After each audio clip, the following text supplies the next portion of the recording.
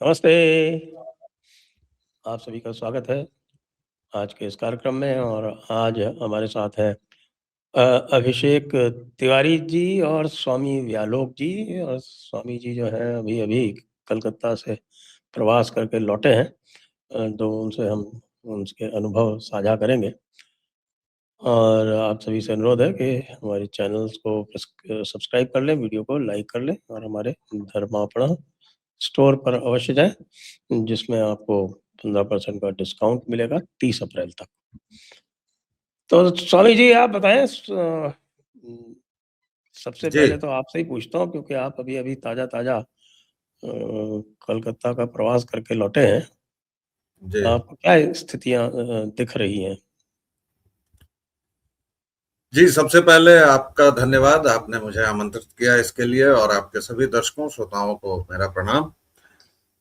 मैं सुबह ही लौटा हूँ कोलकाता से और उसके आसपास के इलाकों में मैं गया था, जो हुगली जिले में भी पड़ता है, थोड़ा बहुत और आगे भी बढ़ा था, 24 परगना भी गए। इन सभी जिलों में कुल मिलाकर जो 2 चीजें आई, उसमें मैं एक बार खुद को रिपीट करने की आशंका है, लेकिन फिर भी मुझे कहना पड़ेगा। नहीं, आप हमारे चैनल पे तो पहली बार आए हैं, तो यहाँ तो जी, कुछ भी रिपीट नहीं नहीं, मैं होगा। कई जगहों पर कह चुका हूं, लेकिन जो भय की बात है, जो भय की बात कही जा रही है, वो एक बड़ी दिक्कत वाली बात है, क्योंकि अगर भाजपा के समर्थक वोटर निकल आए तो फिर दीदी पूर्णतया गई। अभी भी मैं, अब जबकि 48 घंटे बचे हुए हैं, तो मैं यही कह रहा हूं, एक चूंकि हमारी जो ट्रेनिंग हुई है पत्रकारिता की, उसके नाते मैं यही कह रहा हूं कि टक्कर एकदम कांटे की है। और इसमें अंतिम समय में अगर भाजपा समर्थक निकल आए और उन्होंने वोट दे दिया, जैसा कि अपार्टमेंट्स में उन्होंने शुरू किया था, लेकिन ममता जी ने उसमें एक चाल ये चली कि उन्होंने अपने काउंसिल की तरफ से, म्यूनिसिपल कॉरपोरेशन की तरफ से कुछ ऐसा लिखवा दिया कि भाई हमारे यहाँ सुरक्षा नहीं है, हमारे यहाँ चीजें नहीं है, तो अब अपार्टमेंट्स के बाहर बन रही हैं। तो कुल मिला के स्थिति वही हो गई, क्योंकि डर तो बाहर ही था भाई, सुबह गेट पर 2 बम फोड़े जाते थे और उसके बाद वो लोग अंदर अपार्टमेंट में रहते थे। तो अभी भी जब अंदर नहीं बन रहा है, तो एक तो ये है, ये कोलकाता की स्थिति बता रहा हूँ।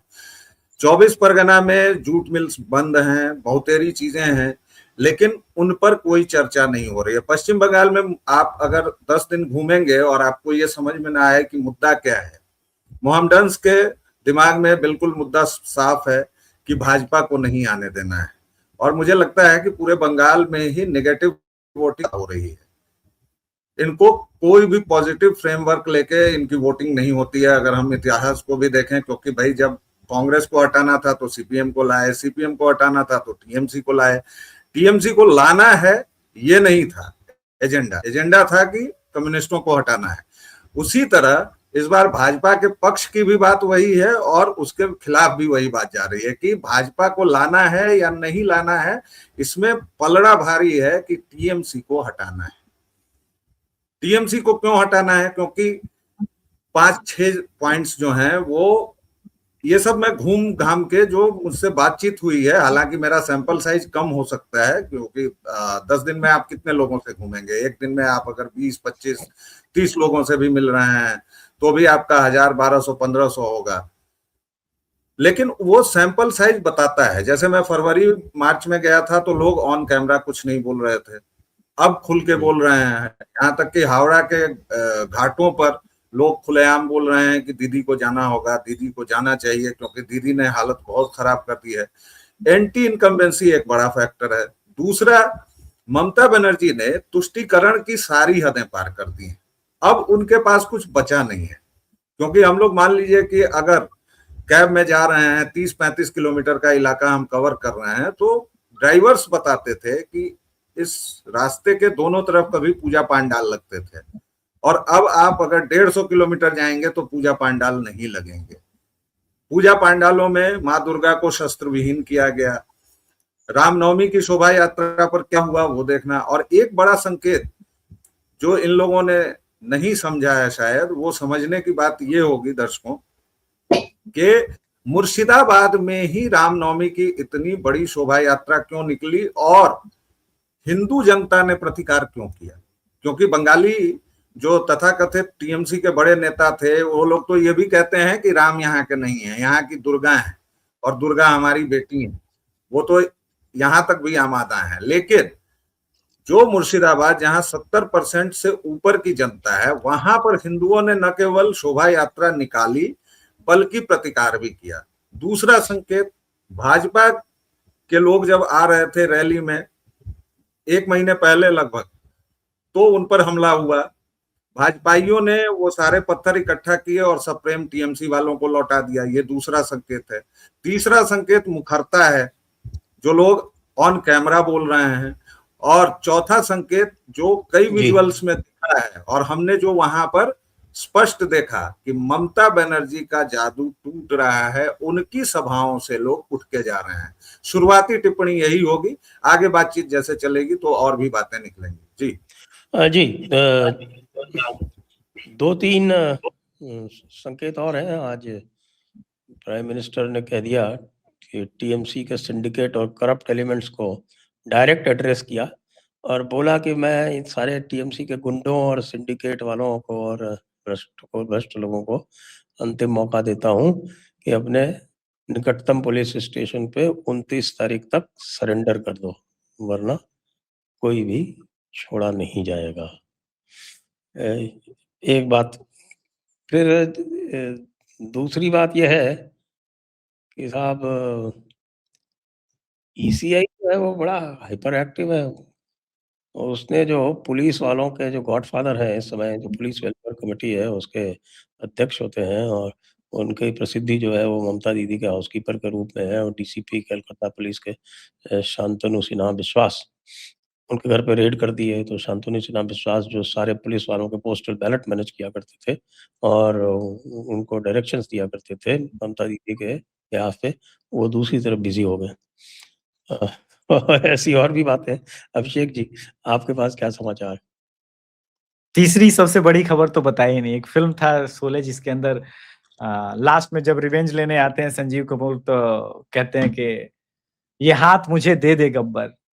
तो टीएमसी के हाथ जो है वो आईपैक हैं, और आईपैक को उसका एचआर की तरफ से नोटिफिकेशन भी आ गया है कि 20 दिन की छुट्टी और 11 मई को हम रिव्यू करेंगे कि बंगाल में फिर काम आपको करना है या नहीं करना है। बंगाल से बोरिया बिस्तरा समेट के चले आइए। अब आज है 19 तारीख। सबसे महत्वपूर्ण जो चुनावी मैनेज करते हैं लोग, और आईपैक जैसे लोग, उनके लिए सबसे महत्वपूर्ण तो यही 3 दिन होते हैं, क्योंकि अंतिम क्षणों में वो व्हाट्सएप की बम्बार्डिंग होती है, वो पुश होता है, वो पैसे का लेन-देन का हिसाब किताब, प्लस टीएमसी के ऊपर जो गंभीर आरोप लगता रहा है कि छापा वोटिंग कराते हैं।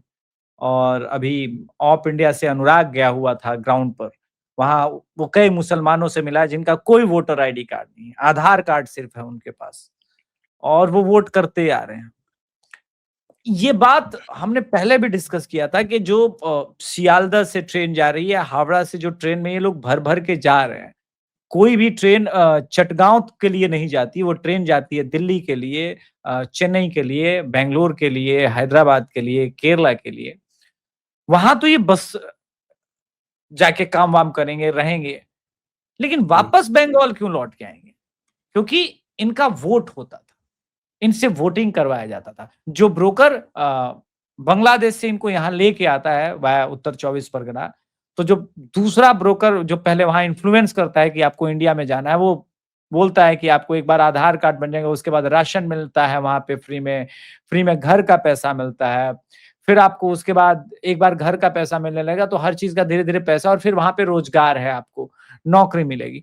तो वहां जो बदहाल स्थिति में उनको यहाँ पर लेके जाया जाता है, उनको लेबर बनाया जाता है, पूरा एक नेक्सस है जो काम करता है, वो उनको शेल्टर करता है, चाहे वो दिल्ली हो, मुंबई हो, कोलकाता हो, कहीं भी हैदराबाद हो, वो काम करते हैं, मेड्स दिलवाता है उनकी, जो उनके साथ औरतें आती हैं, इस्लाम में तो औरत ही होती है, तो जो औरतें आती है वो मेड्स का दिलवाता है।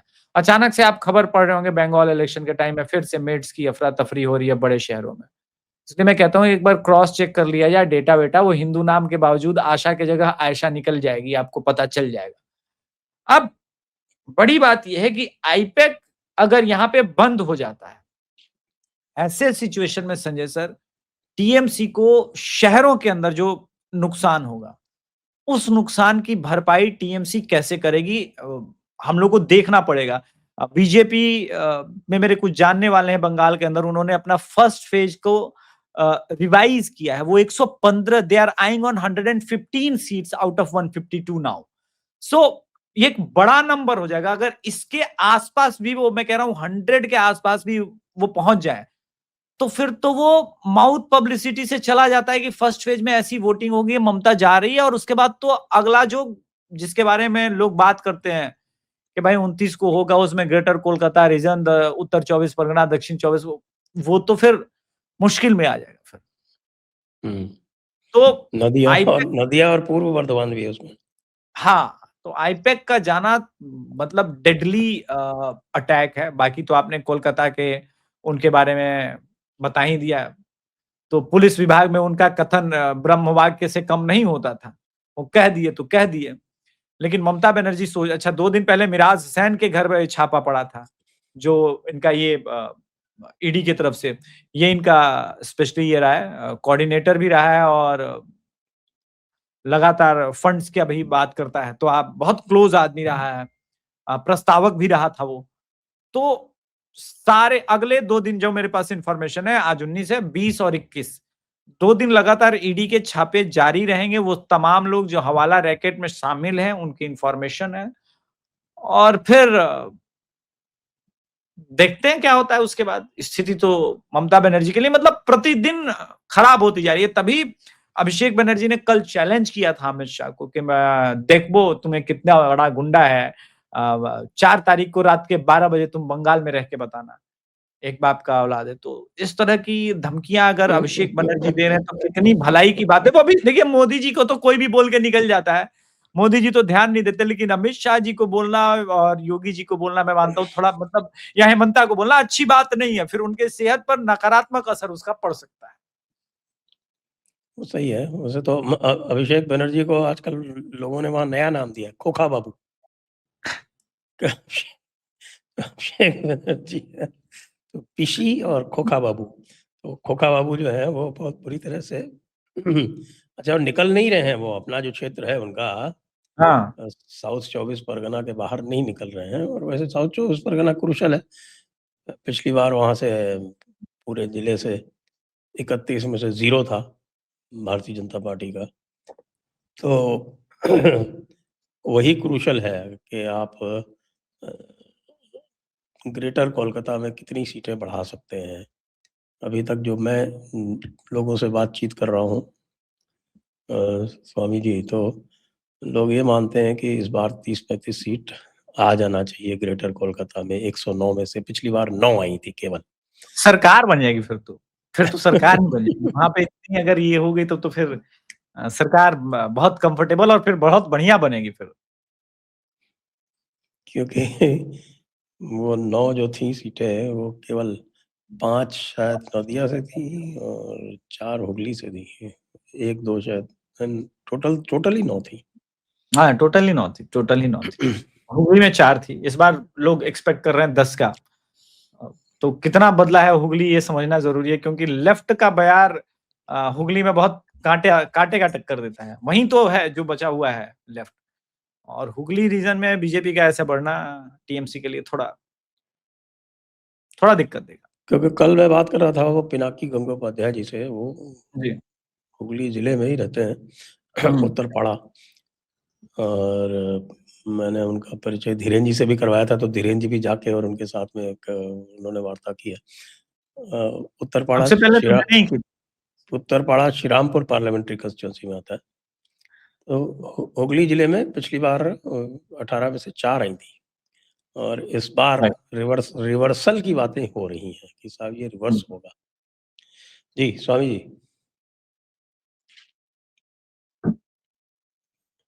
म्यूटेड है।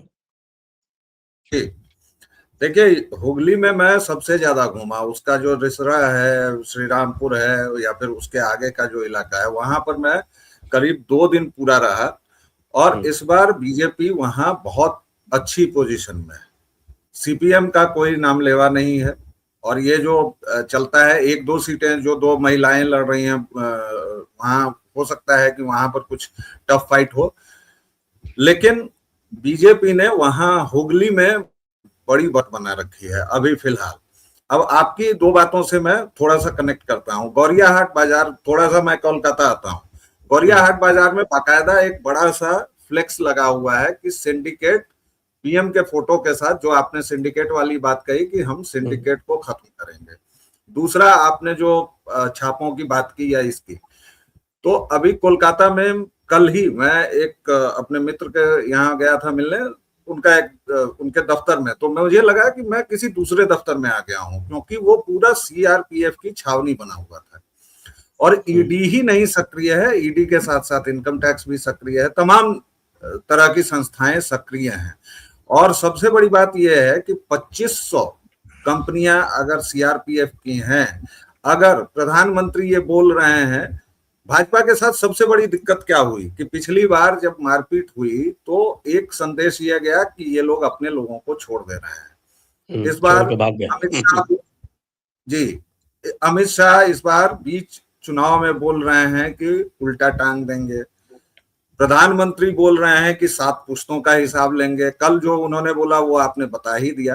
तो एक संकेत ये दे रहे हैं अपने वोटर्स को कि भाई घबराना नहीं है। इमरान खान के शब्दों में, आपने घबराना नहीं है। सबसे पहले तो आपने घबराना नहीं है।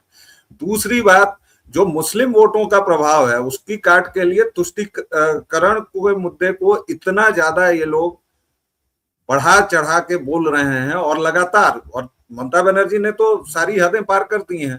तो वहां तुष्टीकरण और दूसरा सांस्कृतिक प्रतीकों, जैसे कि मोहम्मदवाद प्रभावी हो रहा है बनिस्बत बंगाली कल्चर के, ये एक किया है। हालांकि ध्रुवीकरण उस तरह का नहीं हो रहा है जो भाजपा की ताकत होता है। इनके टर्फ पर अगर चीजें आ गई, अगर प्योर हिंदू मुस्लिम बातें हो गई, तब तो भाजपा के लिए राह बहुत आसान है। लेकिन ममता बनर्जी की एंटी इनकम्बेंसी जो है, 4थी बार चूंकि वो प्रयास कर रही हैं सत्ता में आने की, और उनकी बदहवासी, उनकी जो बॉडी लैंग्वेज बदल रही है, उनकी जो बातें बदल रही हैं कि भाई गुलशन में रहेंगे तो फूल खिलेंगे, टीएमसी रहेगी तो फिर मिलेंगे, कभी वो पंजाबी में शेर बोलने लग रही हैं, कभी वो बंगाली में शेर बोल रही हैं। ये सब चीजें यह दिखाती हैं कि अगर सुरक्षित तरीके से, मुझे, चूंकि मैं भविष्यवाणी नहीं करता, लेकिन आज के दौर में अगर आप कहें मुझे कि भविष्यवाणी कीजिए, तो मैं ये कह सकता हूं कि एकदम कांटे की टक्कर है। 50-50 पर मामला एकदम आकर जुड़ा हुआ है। और ये अगले 2-3 दिन में कांटा जिधर भी झुक गया, 10%, 12%, वो पार्टी सत्ता में धूमधाम से आएगी। और बंगाल चूंकि नेगेटिव वोटिंग करता है, बंगाल चूंकि बीच का रास्ता नहीं चुनता है कभी भी कि भाई हंग असेंबली हो जाए या इस तरह की चीजें। और सबसे बड़ी बात यह है कि कांग्रेस और सीपीएम वहां निबट चुकी है, खत्म हो चुकी है। ये जो 6%, 7% का वोट का आंकड़ा दिखाया जाता है, इस बार मुझे लगता है कि वो आंकड़ा भी खत्म हो गया है, वो भी जादू से गायब हो चुका है। क्योंकि जहां कहीं भी मैं गया, या तो टीएमसी सुना या बीजेपी सुना। हाँ, टीएमसी सड़कों पर ज्यादा विजिबल है, उसके पोस्टर, बैनर सब कुछ दिखेंगे आपको। सबसे कम आपको कांग्रेस और सीपीएम का दिखेगा। भाजपा कई जगहों पर टक्कर दे रही है। लेकिन कुल मिलाकर मामला यह है कि अगर मुस्लिम आबादी, जो, क्योंकि 80 सीटें, मेरे जैसे लोग या मेरे जैसे पत्रकार अभी भी अगर खम ठोक कर ये नहीं बोल पा रहे हैं कि भाई नहीं बीजेपी इस बार आ ही जाएगी, तो वो इसलिए क्योंकि 80 सीटें तो पूरी तरह से मुसलमान वोट प्रभावित करते हैं। उसको अगर ये लोग काट ले गए, जो बहुत कुछ एसआईआर ने कर रखा है, बहुत कुछ हिंदू मतों के अंदर से, हिंदुओं के मन से अगर वो डर निकल गया और वो आ गए वहां वोटिंग करने।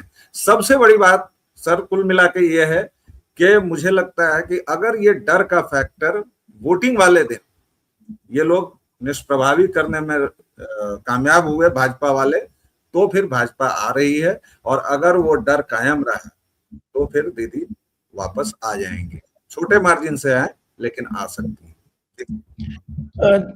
2 चीजें जो आप बोल रहे हैं उसका थोड़ा सा मैं कैवियट लगाऊंगा उसमें। और एक तो ये है कि ये जो 80 सीटों वाली बात कही जाती है, ये वास्तव में सच है नहीं। क्योंकि अच्छा। मैंने कैलकुलेशन किया था और कैलकुलेशन में देखा था कि भाई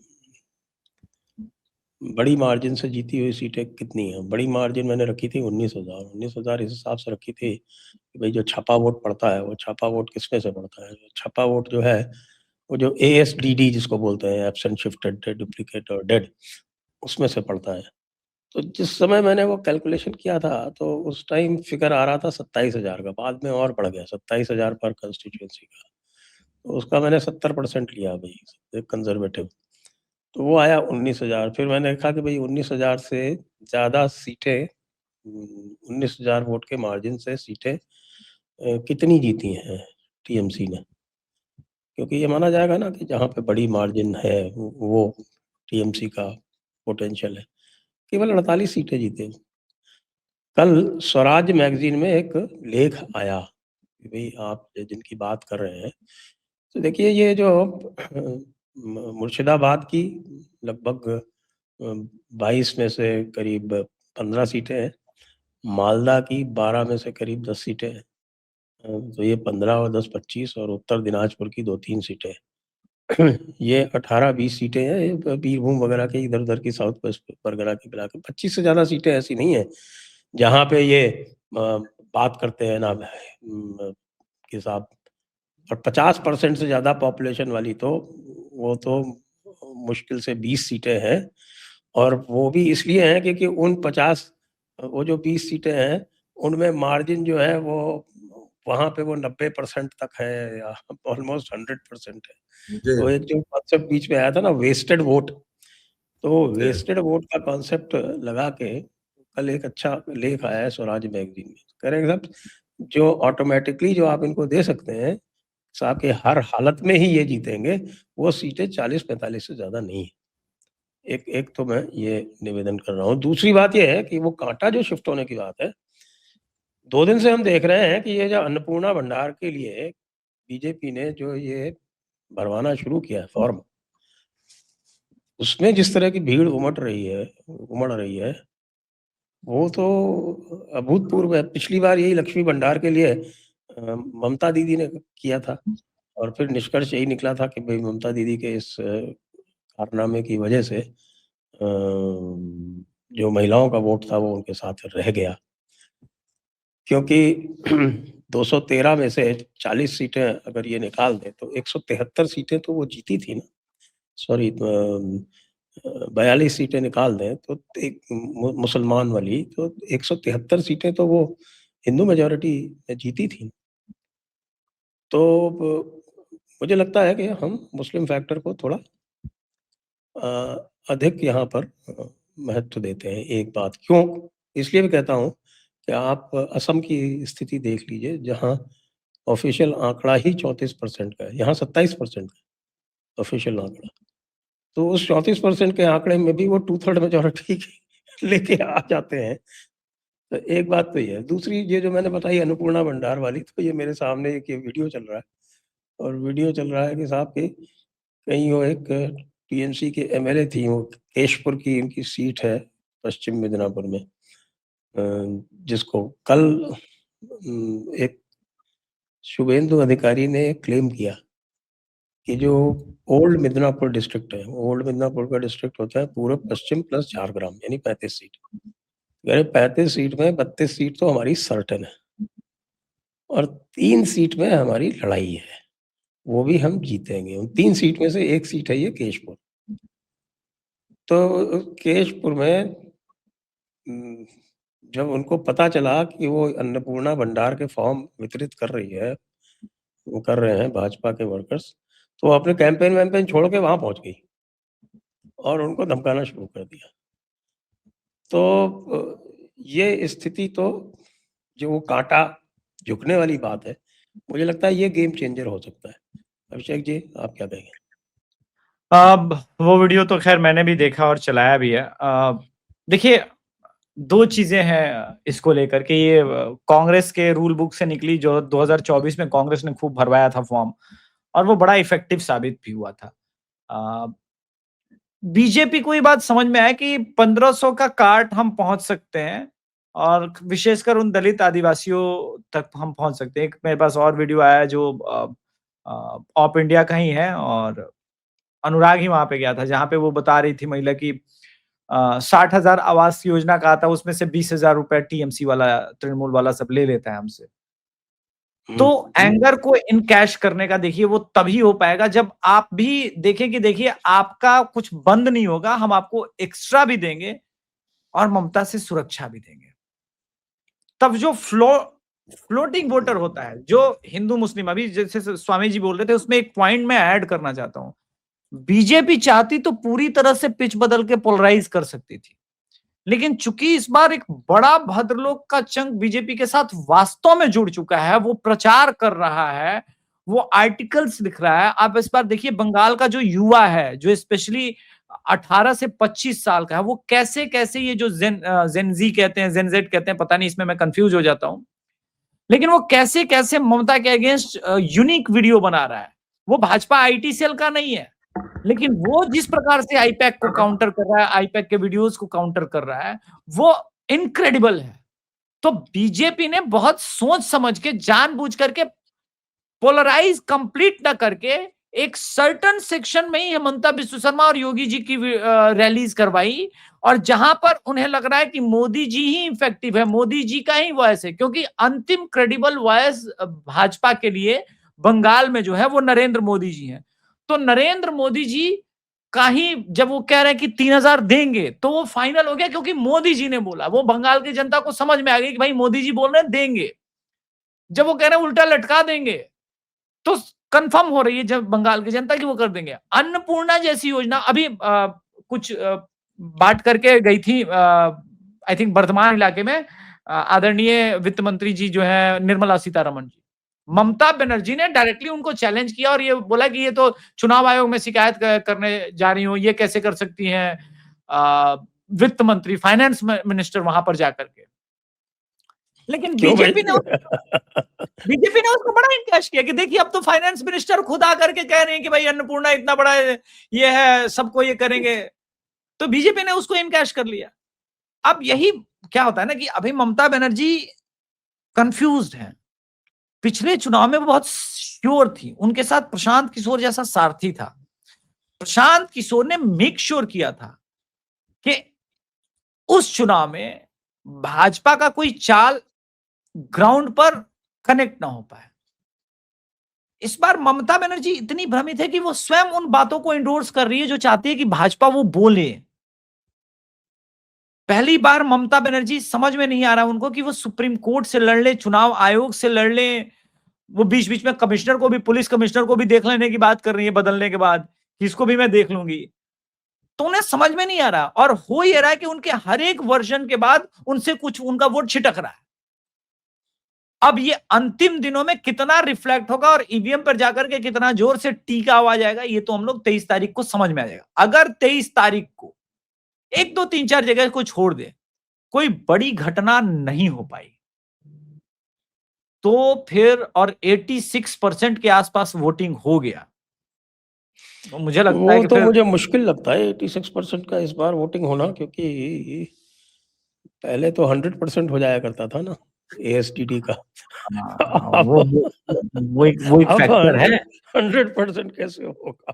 हाँ, वो क्योंकि इस बार छापा वोटिंग, वो जो मैं देख रहा था कि वो जो हिंदू नाम से स्पेशली वोट होते थे, जो कि मुसलमानों के द्वारा डलवा दिए जाते थे, जो कि पूर्वी बंगाल से हाँ, आए हुए लोग होते थे, वो होना मुश्किल है। बट अगर मैं देखिए कहता हूँ कि 82%, कल मैंने एक वीडियो बनाया था जिसमें इलेक्शन कमीशन के जो लेटेस्ट इंस्ट्रक्शंस थे उनके बारे में बात की थी। तो वो तीन जो है वो स्पेसिफिक इंस्ट्रक्शंस हैं और वो डायरेक्टली अफेक्ट करते हैं आपके छापा वोटिंग को, बूथ जैमिंग को और सोर्स जैमिंग को। तो वो सोर्स जैमिंग डेंजरस। छापा वोटिंग का तो उन्होंने ये किया है कि जो सेंट्रल फोर्स का जो एक व्यक्ति है वो बूथ के दरवाजे पर खड़ा रहेगा और बूथ के अंदर पूरी दृष्टि रखेगा, और 4 से ज़्यादा यदि लोग आए तो वो अपने पूरे चेन को एक्टिवेट कर देगा। 4 से ज़्यादा व्यक्ति किसी भी समय बूथ में नहीं होने चाहिए। 4 से ज़्यादा व्यक्ति का मतलब हुआ कि भई 3 तो पोलिंग ऑफिसर हैं और 1 व्यक्ति जो आपके वोटिंग दे रहा है, उससे 5वां व्यक्ति नहीं होना चाहिए। जब व्यक्ति वोट देके निकल जाए, तब अगला व्यक्ति अंदर प्रवेश करे। एक ये कर दिया है। 30 सेकंड से ज़्यादा 30 मिनट से ज़्यादा यदि सीसीटीवी ऑफ हुआ, तो ऑटोमैटिक रीपोल। ये बताइए कितना बड़ा अत्याचार है, ऑटोमैटिक रीपोल हो जाएगा। पिछली बार 30% बूथ के रिकॉर्डिंग ही नहीं है और 30% बूथ की रिकॉर्डिंग जो है वो 1 घंटे सवेरे की है, 1 घंटे शाम की है। बीच में छापा बूथ। ये अच्छा, और सीसीटीवी भी जो है वो उसकी जी मैनिंग जो है वो सेंट्रल फोर्सेस करेंगे, पहले पुलिस करती थी। अच्छा, ये तो हुआ आपके छापा वोटिंग का। दूसरा बूथ जैमिंग का सिस्टम सेट कर दिया गया है। क्यू जो है वो जो लगेगी, वो क्यू पहले जो वोटर असिस्टेंस बूथ जो है उस पे बीएलओ रहेगा, उसके साथ में यदि बीएलओ पुरुष है तो महिला असिस्टेंट और महिला है तो पुरुष असिस्टेंट। आपके पास यदि आपको वोटर स्लिप पहुंच गई है तो वोटर स्लिप आइए, वहां दिखाइए, तब आपको एंट्री मिलेगी क्यू में। नहीं है तो उनको अलग से रोल दिए गए हैं, अल्फाबेटिकल रोल्स दिए गए बीएलओस को।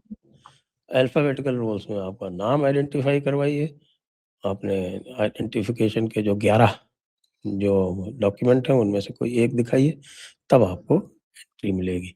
साथ में सेंट्रल फोर्स का एक व्यक्ति रहेगा। इसके अलावा डायरेक्ट आप एंट्री पा नहीं सकते, सेंट्रल फोर्स अंदर है। तो पहले हुआ करता था कि 100-150 लोग आया करते थे 10-11 बजे के आसपास और लाइन के बीच में घुस के और खड़े हो जाया करते थे, जैम कर देते थे बूथ को। अब वो संभव नहीं हो पाएगा। दूसरी बात ये हुई। तीसरा जो इंस्ट्रक्शन है वो सबसे ज़्यादा खतरनाक है। अगर हो गया तो पता नहीं क्या होगा। वो ये है कि सेंट्रल फोर्स जो है वो पूरे इलाके में भी बिखरी रहेगी, पुलिस भी रहेगी। एक व्यक्ति भी अगर रोका गया, ये व्यालोक जी आपने जो बताया ना कि बॉम्ब फेंक दे देते हैं, जो उनका नॉर्मल प्रैक्टिस था। बॉम्ब फेंक दिया, गेट बंद कर दिया, आने नहीं दिया। एक व्यक्ति को भी यदि ज़बरदस्ती रोका गया तो रिपोल होगा।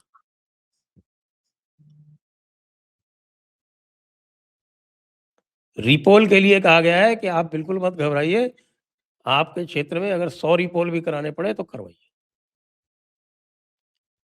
अब बताइए तब व्यालोक जी, ये तो अति हो गई।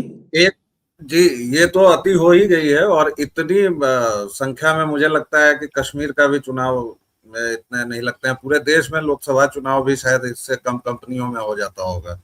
और चप्पे चप्पे पर मैंने देखा। और एक चीज जो आपने बता ही दी है, लेकिन पुलिस को तो इस बार बूथ के अंदर भी नहीं रख रहे हैं। उसको तो कह रहे हैं कि तुम केवल बाहर रहो और अपना देखो, क्योंकि तुम लोगों ने बहुत देख लिया और बहुत काम कर लिया।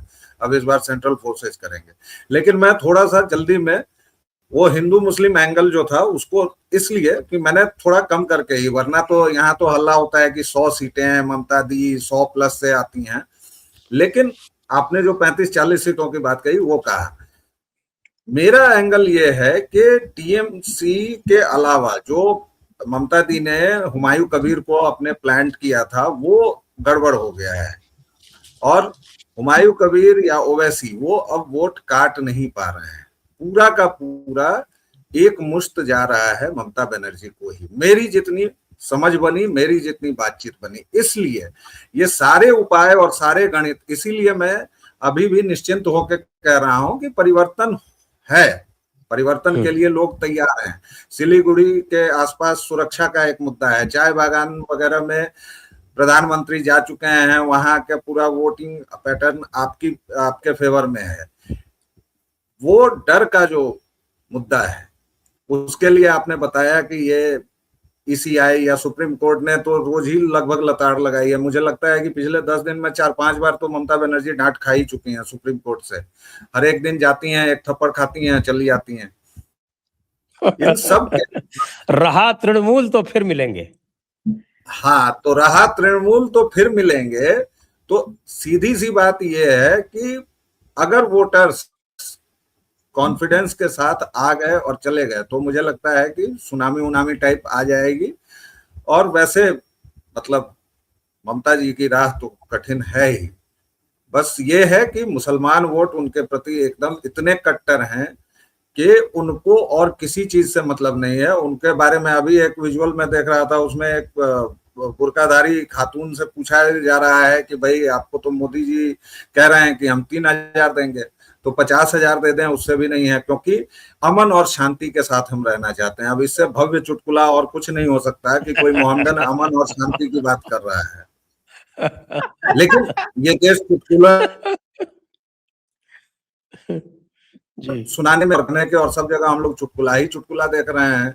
मतलब नसीरुद्दीन शाह से लेके और सब लोग कहते हैं कि हम अमन और शांति का मजहब हैं। तो खैर, बंगाल पर अंतिम अगर मैं कंक्लूड करना चाहूं, क्योंकि 3 राउंड में मैं करीब 12-15 दिन होके आया, और जब इलेक्शन की बातचीत शुरू हुई थी तभी, और जब एकदम in the thick of things मैं गया हूं, तो मुझे लग रहा है कि इस बार बंगाली जनता को ठीक ठाक परिवर्तन मिल जाएगा, और कम से कम वो ममता बनर्जी से दूर हट जाएगी। और ममता बनर्जी का इस बार अगर वो हारी तो उनका राजनीतिक करियर भी गया। उसके बाद वो जेल जाएं या कहाँ जाएं, ये सब तो देखने की बात है। जी जेल तो संजय सर, भेजते नहीं है, संजय सर एक बात है जेल तो सर, मोदी जी भेजते नहीं, आपको पता है। नहीं वो ठीक है, भेजे ना भेजे, मेरा आप दोनों से प्रश्न है। और सर आप दोनों में से कोई दे दीजिएगा, और कमेंट बॉक्स में चाहे तो दर्शक भी दे दें। पिछली बार फरहाद हकीम के एक भी सेंटर पे सीसीटीवी की सर रिकॉर्डिंग नहीं थी। अल्लाह माफ करे, मतलब मेरे को नहीं, वो उन्हीं को अल्लाह माफ करे। क्या है, मैं तो जय श्री राम वाला हूं, लेकिन उनको अल्लाह माफ करे, बिना आपको तो सीसीटीवी कैमरे। आप तो शिर्क वाले हैं, आपको तो माफी मिल ही नहीं हाँ भाई, सकती। हाँ भाई, मैं तो शिर्क वाला हूं, मुझे कहाँ माफ करेंगे। खैर, जो भी उनको माफ करे, बिना सीसीटीवी कैमरे के पिछली बार तो वोटिंग करा ली, इस बार अगर वोटिंग ही नहीं होगी बिना सीसीटीवी कैमरे के, तो उनका क्या होगा? सामने राकेश सिंह खड़ा है, और क्या पता कि वो 70% चिल्लाने वाले एक्चुअल में 40% हो। इसका भी कोई भरोसा नहीं है। हमारा तो पूरा सेंसस ही ऐसे होता है भाई, हमने तो करवाया हुआ है सेंसस जबरदस्ती जो है वो। मैं कई बार बता चुका हूँ, लोग मानने को तैयार नहीं होते। मैं बाड़मेर में डिस्ट्रिक्ट कलेक्टर था, और उस समय 2001 का जो सेंसस होता है उसकी प्रक्रिया आरंभ हुई थी। सॉरी, आपके 1991 वाली प्रक्रिया चल रही थी, तो 1994 से 1996 में था वहाँ। तो अचानक जो है वो वहाँ पे बॉर्डर पे बहुत मुसलमानों की आबादी, तो लोगों ने जब आंकड़े दिए तो उसमें ऐसा लगा कि साहब कि ये अचानक ये मुसलमान इतने कहाँ से बढ़ गए यार। पिछली बार क्योंकि मैं वहाँ पहले भी रहा था, हमने देखा था कोई ऐसा कोई प्रत्यक्ष प्रमाण तो दिखा नहीं कि बाहर से कोई लोग आ रहे हैं या कुछ ऐसा हो गया है। तो चेक करवाया तो पता चला कि सबको इंस्ट्रक्शंस थे कि एक-एक अपना संतान जो है वो ज़्यादा बता के दिखाना। कि उस टाइम राशन कार्ड वगैरह का और इन सब चीज़ों का, और एक तो क्या है कि अगर आप अचानक आपकी पॉपुलेशन ज़्यादा दिखती है, तो फिर वो उसका साइकोलॉजिकल इफ़ेक्ट दोनों तरफ पड़ता है, मुसलमानों पे भी और हिंदुओं पे भी। तो ये 2011 का तो केस स्टडी हो रखी है, 2011 की जम्मू कश्मीर की केस स्टडी है कि किस तरह से उन लोगों ने पूरी की पूरी जनसंख्या ही पलट दी। जो ज़्यादा थे उनको कम कर दिया, जो कम थे उनको ज़्यादा कर दिया। सर तो आप तो उसमें रहे हैं, हाँ, मैंने तो इस बार अररिया लोकसभा में प्रत्यक्ष देखा है हुँ।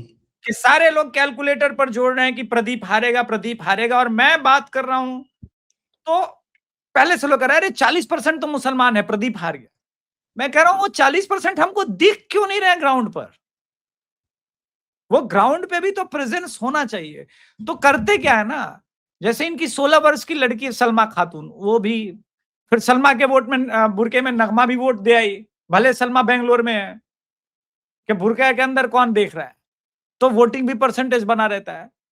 इस बार इनसे अगर लड़ गया ना चुनाव आयोग प्रॉपर ढंग से और भाजपा, तो जो स्वामी जी कह रहे हैं वही होगा। भाई मैं तो आपको बताया ना कि किस तरह से क्यू में एंट्री होगी। हाँ भाई, इसलिए मैंने बोला कि अब खातून और की पहले खिदमत में। फेज़ की बात कर लेते हैं अभिषेक जी, पहले फेज़ की बात कर लेते हैं, क्योंकि पहले फेज़ में ये जो समस्या है, ये केवल 2 जिलों में आने वाली है, मालदा में, उत्तर दिनाजपुर में।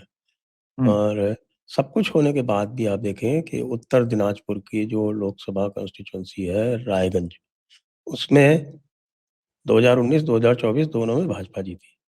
बिल्कुल। दक्षिण दिनाजपुर तो वैसे भी हिंदू बाहुल्य है, बालूरघाट, वहां से तो वो जीत ही रहे।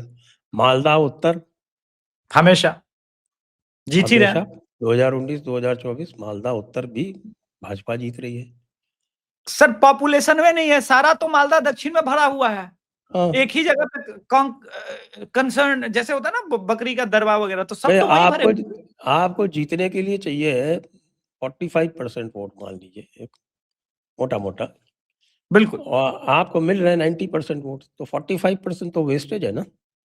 हाँ, एक किसी ने एक वेस्टेज वाली भी एक्सरसाइज की थी 2021 के हिसाब से, उसमें SIR नहीं लगाया कि साहब की वेस्टेज का वोट कितना है, और वेस्टेज का वोट लगा के हिसाब किताब लगा के बताया कि साहब की केवल 1,92,000 वोट है जो कि भाजपा और तृणमूल को सेपरेट करता है।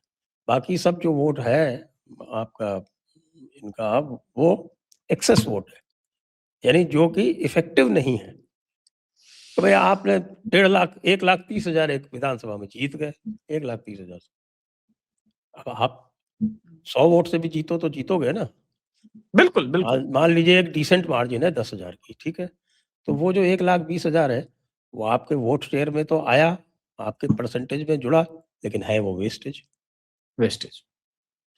तो अभिषेक और जी, अब जरा थोड़ा सा एक विहंगम दृश्य, आप जो एक विहंगम दृष्टिपात कर लें फर्स्ट फेज के ऊपर, 152 सीटें। जी, 152 सीट में वोटिंग होनी है सर। और आप पूछ सकते हैं कहां कहां कैसे कैसे, मैं आपके सामने अभी, आप अपना लैपटॉप खोल करके निकाल ही लें। आप मुझे बताइए, आप पार्लियामेंट्री कॉन्स्टिट्यूंसी वाइज बताएंगे या कि जिला वाइज बताएंगे, उस हिसाब से मैं पूछ लूँ आपसे। हम लोग डिस्ट्रिक्ट भी कर लेंगे, डिस्ट्रिक्ट वाइज कर लेंगे, क्योंकि पार्लियामेंट्री कॉन्स्टिट्यूंसी इसमें जो है वो 8 और 18 26 डिस्ट्रिक्ट वाइज कर पार्लियामेंट्री। लेते हैं। मेरे पास डिस्ट्रिक्ट वाइज है इंफॉर्मेशन। तो ठीक है, कहाँ तो शुरू फिर करूँ? हम तो कुछ बिहार से शुरू करेंगे। 9 सीट कुछ कुछ बिहार। 9 सीट, ठीक है। बीजेपी 7, टीएमसी 2, ये कूच बिहार का हमारे पास जो है अभी वर्तमान में हमारे पास है। जी, अच्छा, फिर अलीपुरद्वार। अलीपुरद्वार सर हमने 5-0 दिया है, स्वीप। सभी लोग 5-0 ही दे रहे हैं वैसे, भाई तो आप अकेले नहीं है इसमें। नहीं, वो सिचुएशन ही वहां पर अलग है ना। वहां पर तो आप देखिए टीएमसी के लोग मार खा रहे हैं, तो मैं क्या बोलूं अब। बल्कि वो जहां पर कूच बिहार में एक उनकी जो सबसे स्ट्रांग सीट है वो दिनहट्टा वाली, उस पे तो दिनहट्टा वाली, बीजेपी ने विशेष फोकस कर रखा है कि किसी न किसी तरह से उसको निकालना है इस बार, और हो सकता देखिए है वो मतलब निकल भी जाए। वो निकल जाए तो अब अलग बात है, लेकिन अभी तो सिचुएशन ऐसा है जी। फिर जलपाईगुड़ी में 7 सीटें। जलपाईगुड़ी में 7-0 भी हो सकता है या 6-1, एक हमने क्लोज डाला है। क्या है ना कि जो भी हमें लगा ना कि टीएमसी थोड़ा सा भी जीत सकती है, उसको हमने क्लोज में डाल के टीएमसी कर दिया, बोला ये छोड़ दो, हटा देते। फिर दार्जिलिंग कालिम्पोंग, ये मिला के साहब आपके 6 सीटें होती हैं। हाँ, दार्जिलिंग और कालिम्पोंग मिलाकर के 6 सीटें और 6-0 ही होगी। हमको नहीं ये तो लगता कि इस 6-0 ही बार, होगा। हाँ, मुझे भी लगता है बिल्कुल ये 6-0 6-0 ही एकदम। होगा। नॉर्थ इसमें 6-0 दिनाजपुर। के अलावा और कोई चांस नहीं है। अच्छा, फिर आ जाइए आप उत्तर दिनाजपुर में। उत्तर दिनाजपुर में 9 सीटें देखिए सर, जो 5 तो बीजेपी निकालेगी गारंटी, 3 टीएमसी भी निकाल ले रही है, पिछली बार तो 2 ही आई थी। हाँ, तो पिछली बार और इस बार में अंतर है ना सर, इसीलिए तो 5 गारंटी हमारे हिसाब से निकल रही है इस बार। हमारे प्रियो बंधु जी कह रहे हैं कि आपके यहाँ पर तृणमूल की केवल 2 सीटें आएंगी, क्योंकि 3 सीटें कांग्रेस को जानी है, या 2 या 3 सीटें कांग्रेस को जानी है। नहीं, कांग्रेस को 1 जा रही है, लेकिन वो 5 में से 1 कांग्रेस के साथ हमने फाइट में जोड़ा था, लेकिन अब लास्ट टाइम में मुझे लग रहा है कि कांग्रेस वाला वोट कहीं टीएमसी को ना, ऐसे सिचुएशन में क्या होता है ना कि वो शिफ्ट हो जाता है कि नहीं नहीं कांग्रेस जीत नहीं रही है, लोकसभा का है नहीं, शिफ्ट कर दो, क्योंकि वो मुसलमान बहुत आइडेंटिकल और अलग ढंग से वोटिंग करता है, वो सिर्फ कॉम के लिए वोट करता है, वो कांग्रेस टीएमसी इसके लिए नहीं करता। आज अगर टीएमसी की जगह कांग्रेस जीतने की पोजीशन पे होती तो सारा मुस्लिम वोट बदल चुका होता। बीजेपी की जगह अगर कांग्रेस इस पोजीशन पर होती, आप कल्पना कीजिए कि 77 सीट पर कांग्रेस खड़ी होती इस इलेक्शन में, बीजेपी की जगह पे कांग्रेस विकल्प होती, तो कांग्रेस हो सकता है इस इलेक्शन में बंगाल के अंदर स्वीप करती, टीएमसी को 30 सीट आना मुश्किल हो जाता। लेकिन स्थिति है ना, इसलिए हमने उसको ऐसे किया। इसमें जी सर, एक बस मैं एक बात जोड़ना चाहता हूं, बस एक वाक्य, कि कांग्रेस और सीपीएम को इक्वेशन में रखना थोड़ा सा मुझे लग रहा है कि गड़बड़ है। कांग्रेस की हालत बहुत खराब है, बहुत ही ज्यादा खराब है। तो कांग्रेस को आप लोग दे रहे हैं, सीटें दे सकते हैं, वैसे मैं तो इसीलिए मैंने निकाल दिया था, लेकिन इसीलिए मैंने कांग्रेस को निकाल दिया। हाँ, कांग्रेस की हालत मुझे नहीं लगती है कि वो पता नहीं कितनी सीटें। कांग्रेस, देखिए कांग्रेस को आपने सुना ही होगा, आप वहां है कि कांग्रेस को मामू पार्टी बोलते हैं, मामू पार्टी। मामू पार्टी, मामू पार्टी का मतलब है मुर्शिदाबाद, मालदा और उत्तर दिनाजपुर, ये मामू है। 2021 में जो मौसम नूर थी इनकी, आजकल जो रिप्रेजेंटेटिव हैं गनी खान चौधरी की पार्टी की, वो शिफ्ट होके चली गई थी इधर आपके तृणमूल के पास। तो उन्होंने मुर्शिदाबाद में आपके 22 में से 20 और मालदा में 12 में से 8 सीटें जीती थी। अच्छा, लोकसभा में मौसम नूर वापस चली गई कांग्रेस में। तो आप ये देखिए कि कांग्रेस ने उत्तर दिनाजपुर, मामू जो क्षेत्र है, इसमें मिला के 11 विधानसभा सेगमेंट में लीड किया, 11 विधानसभा सेगमेंट में, और मालदा दक्षिण सीट जो है वो जीती। हाँ, जीती मालदा दक्षिण सीट। तो मौसम नूर जो है वो अभी भी कांग्रेस के साथ है, और वो फैक्टर जो है, वो लॉयल्टी फैक्टर, वो इम्पैक्ट कर सकता है। ये मैं नहीं कह रहा, ये जिससे भी मैंने जो आपके जो बंगाली लोग हैं, बंगाली मीडिया जो है, उनसे जिनसे बात की, 3 लोगों से बात कर चुका हूँ मैं। एक शुद्धशील घोष से बात कर चुका हूँ, एक वो आपके पिनाक घोष से बात कर चुका हूँ, और पिनाकी गंगोपाध्याय। तीनों लोगों का ये एक स्वर में ये कहना है, तो इसलिए मैं उसको ये मानता हूँ। बिल्कुल आपकी बात सही है, लेकिन मैं तो ग्राउंड पे हूँ नहीं, मैं तो जो लोग मुझे बता रहे हैं। आपकी बात सही है सर, लेकिन साइकोलॉजिकली जो मैं सोच रहा हूँ इस्लाम के संदर्भ में, इस समय कांग्रेस चुनाव नहीं जीत रही, इस कारण मैं मानता हूँ कि कुछ सीटें वोट मिलेगा, जो कि क्योंकि लॉयल लोग जो हैं वो तो परंपरागत परिवारवादी कांग्रेस के वो लोग वोट करते हैं, परंतु फिर भी ये मेरा मानना है कि संभवतः लास्ट टाइम में ये शिफ्ट हो सकता है। फीडबैक हमारे पास भी उससे अलग नहीं है, क्योंकि शुद्धशील घोष से तो मैं पिछले 5 साल से लगातार बंगाल का हर एक फीडबैक उनसे लेता रहा हूँ, और वो लगातार 5 साल से वो लड़ते भी है। एक तो हमारे राइट विंग के यूट्यूबर को इस बार भाजपा ने टिकट भी दे दिया, तो हमारे लिए पहली बार चांस खुल रहा है। वो रुद्र प्रसाद बनर्जी का। तो आई मीन मतलब क्या पता बिहार में किसी दिन आंखें खुल जाए और अभिषेक दिख जाए, तो ठीक है, अभी तो अब बिहार का चुनाव है नहीं। चलिए हम लोग साउथ दिनाजपुर पे चलते हैं। दक्षिण दिनाजपुर तो वैसे भी भाजपा का गढ़ रहा है जी, बालूर घाट। हाँ, तो हमने 4 और 2 का रेशियो रखा है सर। जी, फिर मालदा भी फर्स्ट राउंड में ही है। जी, मालदा फर्स्ट राउंड में है और 12 सीटें हैं। 12 सीटें हैं, पिछली बार 12 में से बीजेपी 4 लेके आई थी, और इस बार हम 6 दे रहे हैं। 6 तो मुश्किल है, क्योंकि कोई भी ऐसी जगह नहीं थी जहां 30,000 से कम का मार्जिन रहा हो जो जीती थी, जो 8 सीटें जीती थी। केवल एक ऐसी जगह थी, वैष्णव नगर में तृणमूल कांग्रेस का मार्जिन 2000 था, तो मैक्सिमम आप ये उनको दे सकते हो बीजेपी को। वैष्णव नगर में जानते हैं सर वोट कितना कटा है वैष्णव नगर में? बताइए। 37,000। और एक और जगह है मालदा में जहां पर 45,000 वोट कटा है। और सुजापुर नाम की जो कॉन्स्टिट्यूंसी है उसमें तृणमूल 1,30,000 वोट से जीती थी। अब सर आप ये तो बेईमानी हो गई सर। अब सुजापुर में आप 1,35,000 में मतलब आप 1 लाख भी वोट काट लेंगे तो वहां तो है ही नहीं बीजेपी का वोट, तो हम करें क्या? ये तो बेईमानी वाली बात हो गई। वहां तो कोई 91,000 अच्छा, उसमें 77,000 देखिए हरिश्चंद्रपुर। हम 5 के अलावे छठा इसलिए दे रहे हैं क्योंकि एक सीट पर हमें कांग्रेस और टीएमसी दोनों बहुत अच्छा फाइट करती नजर आ रही है। कौन सी? और वहां पर वोट भी ठीक ठाक कटा है। वो तो मैं आपको 4 तारीख को बताऊंगा, सॉरी 29 तारीख को बताऊंगा। ये तो बेईमानी हो जाएगा दर्शकों का। दर्शकों को भी थोड़ा वेट करने बोलिए, पेट में ये रख के, ठीक है। सुजापुर में कांग्रेस नंबर 2 पे थी। हाँ, और 1,30,000 वोट से हारी थी। हाँ ठीक है, तो अब सोच लीजिए कि कांग्रेस अगर नंबर 2 के जगह पर कांग्रेस अगर नंबर 2 पे रह के, कि मतलब मैं कह रहा हूं कि उसको 1,25,000 भी वोट आ जाता तो बीजेपी क्या ही उखाड़ लेती। तब कांग्रेस जीत जाती। मैं तो थोड़ा सा 5 से ज्यादा का स्कोप मानता नहीं हूँ मालदा में। आप 6 कह रहे हैं, चलिए। फिर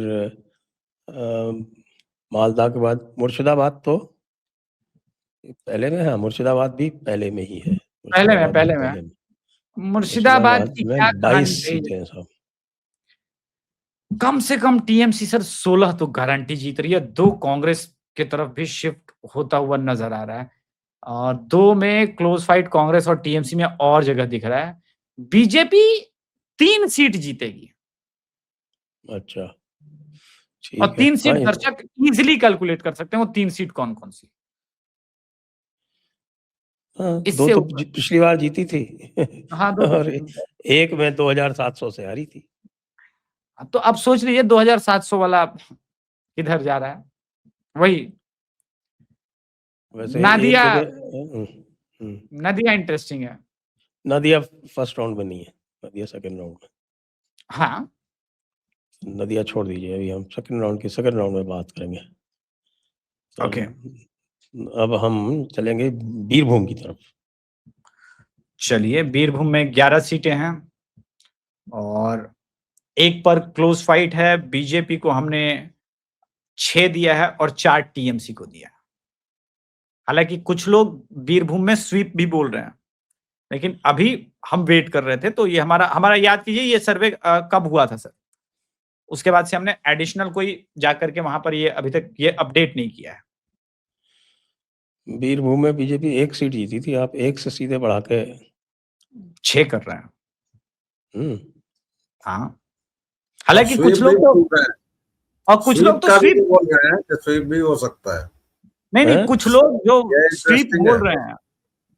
अच्छा। कुछ लोग तो इस बार बीरभूम स्वीप बोल रहे हैं।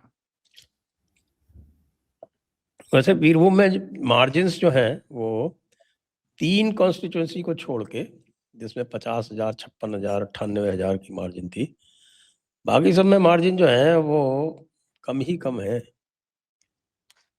तो मेन वेस्टेज वोट को हटा लीजिएगा तो 2 लाख के नीचे का ना टीएमसी और बीजेपी के बीच का मार्जिन है, उसी में पूरा 294 को ना देखना है। बाकी वेस्टेज वोट के अलावे वो 40 को हटा दे तो बाकी आपको 240 सीट को देखना है।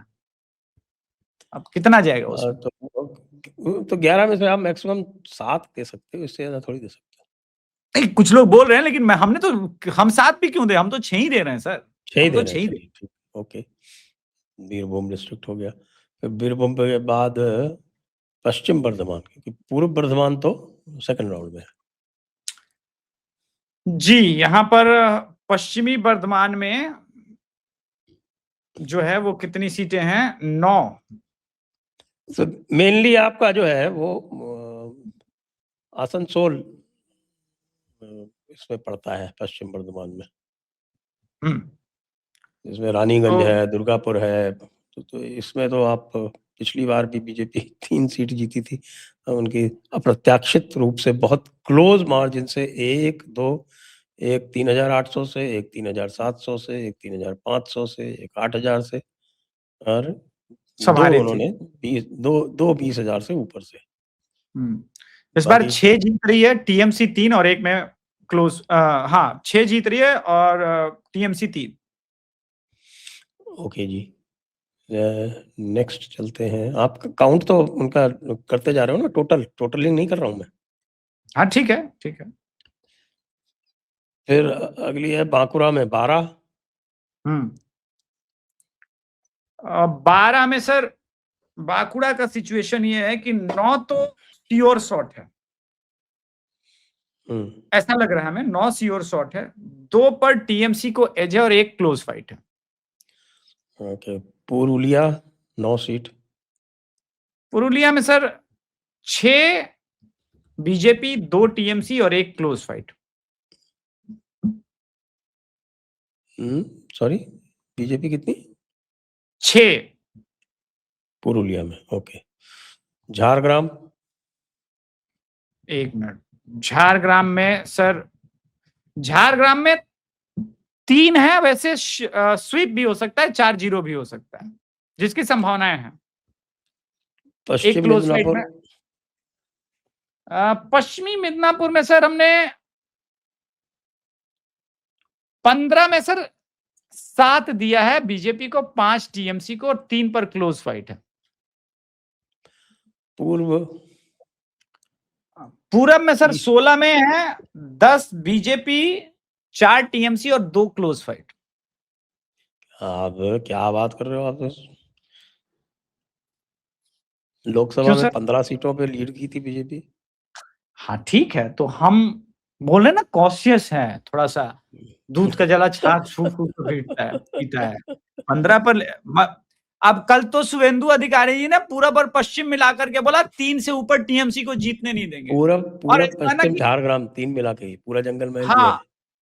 तो अच्छा, दूसरा क्या है सर, मैं इस दावे पे बहुत ज्यादा अविश्वास इसलिए नहीं कर रहा है क्योंकि मेदिनीपुर के मुसलमान को टीएमसी को वोट देने का परमिशन नहीं है इस बार। देखिए गुंडाई तो हर तरफ चल रही है, मैं क्या बोलूं, लेकिन कुछ जगह की गुंडाई देख करके मैं शांत हो जाता हूं, चुप हो जाता हूं। तो ये टोटल कितना हुआ साहब? तो ये टोटल हमारा बीजेपी को, इसमें जो फर्स्ट राउंड है सर, इसमें हमने 98 श्योर शॉट, 12 क्लोज फाइट दिया है। ओके, अब हम चलते हैं, व्यालोक जी का भी मत ले लेते हैं फर्स्ट फेज के बारे में। जी व्यालोक जी, म्यूटेड है जी। 100 सीटें अगर जीत गई तब तो उसकी सरकार बनने से और क्लीन स्वीप होने से कोई नहीं रोक रहा है। अगर फर्स्ट फेज में उसने 77 के ऊपर छू लिया और 100 के आसपास आ गया, इस पूरे फेज में भाजपा का दबदबा भी है। बहुतेरी बातें जो इन्होंने, आप लोगों ने तो एकदम खंड खंड करके जो किया है, उससे आदमी सहमत होने को चाहता है जी, और अंदर से खुशी भी होती है कि भाई चलो ठीक है, 112 113 तक पहुंच रहा है। लेकिन इसमें ट्विस्ट वही है कि जो मोहम्मदन वोट है वो अब बट नहीं रहा है। एक तो सीधी सी बात वो है। बाकी जहां पर पिछली बार इन्होंने अच्छे प्रदर्शन किए थे वो सारी सीटें इस बार भी इन लोगों की आएंगी। मेरा मानना यह है कि 80 अगर इस में फेयरली कर लें, 80 से 90 सीट, तो फिर मुझे लगता है कि तब इनको स्वीप करने से कोई नहीं रोक पाएगा। मेरा बस इतना मानना है, जितना भी मैं घुमाऊं। जैसे अब रिसड़ा में, वहां का केस अलग ही है, क्योंकि पिछली बार जो आफरीन अली बनी थी वहां, वो एससी थी, अपूर्वा पोद्दार उनका नाम था। फिर वो जब चुनाव लड़ी तो उन्होंने दोनों नामों का प्रयोग किया, टीएमसी काउंसलर से शादी की, फिर उन्होंने नाम बदल लिया, लेकिन उनका वोट परसेंटेज जो था वो बहुत कम था बीजेपी और उनके बीच का। और इस बार ममता बनर्जी ने उनको हटा दिया है, किसी दूसरे को टिकट दे दिया है। तो इस सब तरह की चीजें भी हैं। प्लस ममता बनर्जी अब भवानीपुर में बहुत घिरी हैं, और अगर ममता बनर्जी भवानीपुर में घिरी हैं, अभिषेक अपने इलाके में गिर गए हैं, तो पूरे बंगाल में ये ममता बनर्जी ध्यान भी नहीं दे पाई है बहुत सारी चीजों पर। और बार बार मेरे दिमाग में उनकी वही छवि फ्लैश कर रही है कि टीएमसी रहा तो फिर मिलेंगे। इसलिए अंतिम कंक्लूडिंग वाक्य मेरा यही रहेगा, अगर भाजपा ने 90+ कर लिया इसमें, तो फिर वो आराम से क्लीन स्वीप कर रही है और बंगाल में गाजे बाजे के साथ आ रही है। नहीं तो फिर जो भी है। तो आइए इसी नोट पर, इसी आशावादी नोट पर आज की चर्चा को यहीं पर विराम देते हैं। सभी दर्शकों को बहुत बहुत धन्यवाद। स्वामी व्यालोक जी को और अभिषेक जी को, दोनों को भी बहुत बहुत धन्यवाद। जय हिंद, जय भारत, वंदे मातरम। जय श्री राम। जय हिंद, जय भारत, वंदे मातरम।